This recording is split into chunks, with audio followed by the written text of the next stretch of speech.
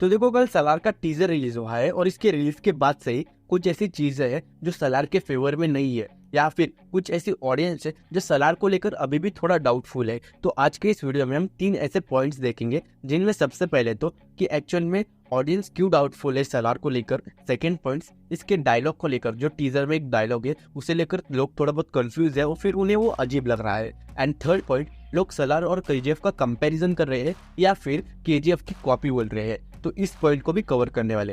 तो जिनमें अगर हम सबसे पहले शुरू करें कि एक्चुअल में लोगों को सलार को लेकर डाउट क्यों है, जिनमें मैं सबसे पहला रीजन लाऊंगा खुद प्रभास को। अब देखो, इसके 2 रीजन है। अगर प्रभास से शुरू करें तो देखो, प्रभास की पिछली कुछ मूवीज से ऑडियंस की काफी हाई एक्सपेक्टेशंस थी, लेकिन हाँ, सभी मूवीज ने काफी डिसअपॉइंट किया। बाहुबली के 2 के बाद से लोग मतलब प्रभास के कमबैक की इंतजार कर रहे थे, लेकिन हाँ, अभी तो वो कमबैक हुआ नहीं है। लेकिन हाँ, अब कमबैक हो सकता है। लेकिन वो डाउट इस वजह से रह रहा है कि अब ताज़ा जो घाव आदि पुरुष ने मारा है ऑडियंस के ऊपर, वो इतनी जल्दी भरा नहीं है। तो उस वजह से ऑडियंस के अंदर डाउट रहना काफ़ी ऑब्वियस सी चीज़ है। और देखो, इसके बाद अगर मैं सेकेंड डाउट की बात करूँ तो वो है डायलॉग। आप देखो, डायलॉग आजकल इनके माहौल में काफ़ी इम्पोर्टेंट हो गया है। आप तो ये बात जानते ही हो, आदि पुरुष के अंदर हमने ये बात देखी है। लेकिन हाँ, वो एक अलग बात हो गई। उसके डायलॉग्स को लेकर थोड़ी कंट्रोवर्सी तो थी, लेकिन हाँ, इसके बाद से ऑडियंस डायलॉग को लेकर एक अलग नज़रिए से देखेंगे ही देखेंगे, ये बात कन्फर्म है। तो उस वजह से इसके क्रिएटर्स हो या फिर और कोई भी हो इस फिल्म से रिलेटेड, उन्हें डायलॉग्स को लेकर थोड़ी एक इम्पोर्टेंट चीज़ ध्यान में रखनी ही होंगी। और हाँ, अब देखो, किसी भी एक डायलॉग अगर लोगों को समझ नहीं आ रहा या फिर अजीब लग रहा हो, तो इसके मेनली 2 रीजंस होते हैं। अब देखो, या तो उस डायलॉग की कोई एक चीज़ उन्हें समझ नहीं आ रही हो, या फिर उस पूरे डायलॉग के पीछे के रीज़न वो समझ नहीं पा रहे हो। तो इन दोनों की वजह से, या तो डायलॉग और प्रभास, इस 2 चीज़ों की वजह से ऑडियंस सलार को लेकर थोड़ा डाउटफुल हो सकती है कि हाँ, प्रभास की मूवी है, पिछली मूवीज ऐसा वर्क करी, या फिर डायलॉग ऐसे है, या फिर पिछली मूवी में डायलॉग ऐसे थे। तो इन 2 रीजंस की वजह से ऑडियंस थोड़ा डाउटफुल रहेगी। अब बात करते हैं हमारे सेकेंड पॉइंट की, यानी कि डायलॉग की। अब देखो, थोड़ी देर पहले मैंने जैसे कि कहा 3 पॉइंट होने वाले हैं, तो ये है दूसरा पॉइंट। अब देखो, इसके अंदर के डायलॉग्स की वजह से काफ़ी लोग कंफ्यूज है या फिर उन्हें अजीब लग रहा है।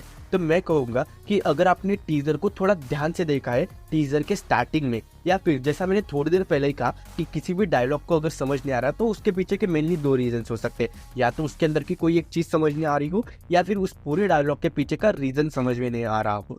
तो देखो, बस ऐसी एक चीज़ यहाँ पर काम कर रही है। देखो, अगर आप ध्यान से देखोगे टीजर की शुरुआत में, तब हाँ, टीरो आनंद जी ये कहते हैं कि सिंपल इंग्लिश, नो कंफ्यूजन। तो बस इन 2 वर्ड्स पे ही पूरा डायलॉग मतलब जस्टिफाई हो जाता है, पूरा डायलॉग को जस्टिफाई कर देते हैं इसके क्रिएटर्स। देखो, जहाँ पर टीरो आनंद जी सलार के बारे में एक्चुअल में उन अफ्रीकन से कह रहे हैं कि सलार कितना खतरनाक है, तो बस यहाँ पर वो ये कहना चाहते हो कि हाँ, भले ही तुम्हारे पास कितने हथियार क्यों ना हो, कितने लोग क्यों ना हो, लेकिन हाँ, सलार तुमसे काफ़ी खतरनाक है।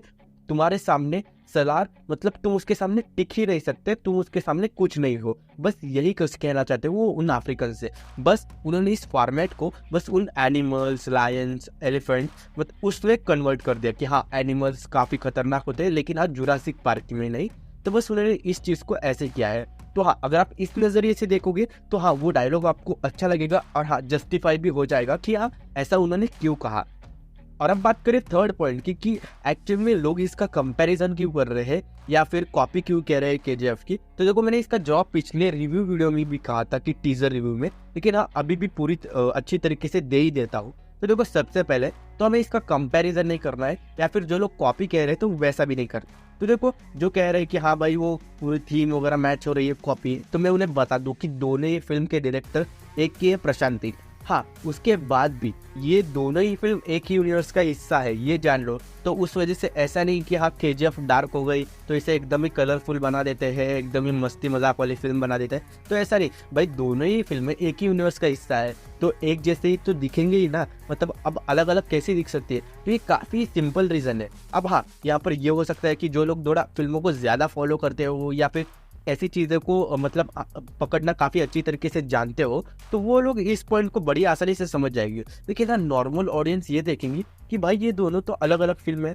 कि हाँ, लेकिन हाँ, फिर भी ये फिल्म केजीएफ की कॉपी लग रही है। तो हाँ, ये बात हो सकती है। अब नॉर्मल ऑडियंस को ये बात समझना होगा कि नहीं भाई, ये दोनों ही फिल्में एक ही यूनिवर्स की है। अब हाँ, ये सिर्फ चीज़ तभी पॉसिबल हो सकती है कि जब केजीएफ में से यश जो रॉकी भाई है वो एक्चुअल में हमें सलार मूवी में दिख जाए, तब ऑडियंस ये चीज़ अपने आप ही समझ लेगी कि नहीं भाई दोनों ही चीज़ें एक जैसी इस वजह से है कि दोनों एक ही यूनिवर्स में है। तो बस यही थी कुछ बातें जो ऑडियंस मतलब डाउटफुल थी या फिर क्लियर नहीं हो रही थी चीज़ें, जो हमने अभी क्लियर तो कर दी है और काफ़ी अच्छे से क्लियर कर दी है।